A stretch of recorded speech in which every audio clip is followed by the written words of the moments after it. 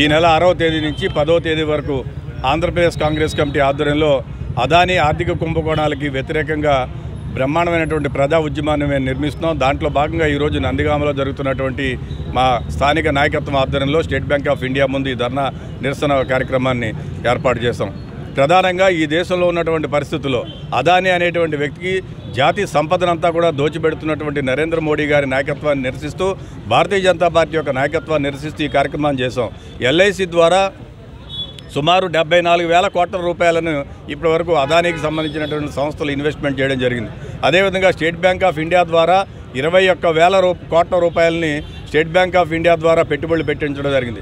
Shell companies create చేసి shell కంపెనీస్లో ఆ కుక్కుడప్ హైప్ తోటి షేర్ వాల్యూ పెంచి వాళ్ళే ఇన్సైడ్ ట్రేడింగ్ చేసుకుని కోట్లాది రూపాయల లాభాలను చూపిస్తున్నటువంటి అదానీ ఆర్థిక నేరస్తుడు.